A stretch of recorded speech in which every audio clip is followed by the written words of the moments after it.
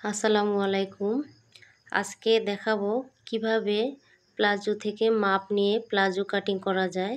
তো আপনারা মনোযোগ সহকারে দেখুন, ভিডিওটি স্কিপ না করে সম্পূর্ণটা দেখার চেষ্টা করবেন। তো প্রথমে আমি পুরনো প্লাজো থেকে লম্বাটা দেখব যে কতটুকু আছে। এখানে আমার 34 ইঞ্চি আছে। এখন আমাদের হাতার ঢলাটি দেখতে হবে। এখানে আছে আমার 9 দুগুণী 18 ইঞ্চি। তো এখানে আমাদের এখন দেখতে হবে হিপের মাপটি। এখানে আমার 14 ইঞ্চি আছে।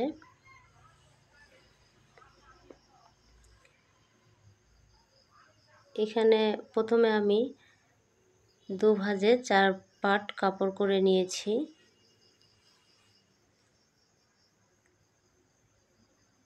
চওড়ায় আছে আমার 16 ইঞ্চি, লম্বায় আছে 37 ইঞ্চি আছে। এখানে আমি 2 ইঞ্চি রাবারের ঘরের জন্য দাগ টেনে নিলাম।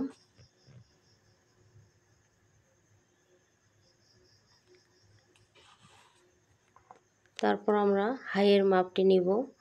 হাইয়ের মাপ আমাদের ছিল 14 ইঞ্চি।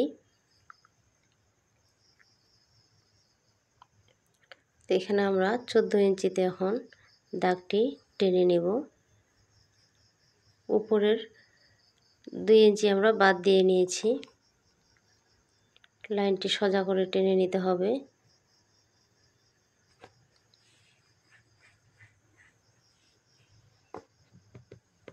আমাদের পায়ের মোহরির ঢলা হচ্ছে আমার এখানে 10 ইঞ্চি দেব। 1 ইঞ্চি আমরা বেশি রাখবো। 10 দুগুণী 20 ইঞ্চি হবে, আর সেলাই করে আমার 18 ইঞ্চি টিকবে। তো এখন এখান থেকে আমাদের হিপের জায়গাটিতে এভাবে দাগটি টেনে নিতে হবে।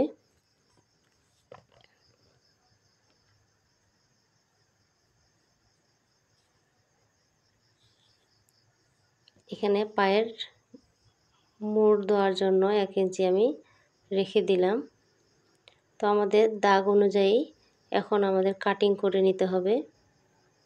খুব সহজেই কাটা যায়, বেশিক্ষণ সময় লাগে না, এক দেখাতেই পারবেন মনোযোগ সহকারে দেখলে।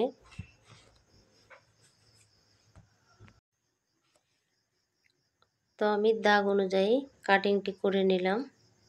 তো এখানে আমাদের বেঁচে যাওয়া কাপড়টিতে কলি দেওয়ার জন্য এখানে কাপড়টি কেটে নিতে হবে, তাহলে সুবিধা হবে।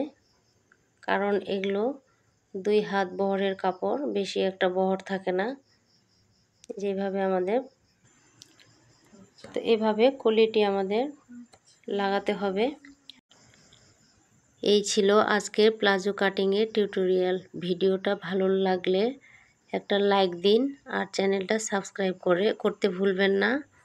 কোনো প্রশ্ন থাকলে নিচে কমেন্টে জানিয়ে দিবেন। তো আজ এই পর্যন্তই। আল্লাহ হাফেজ।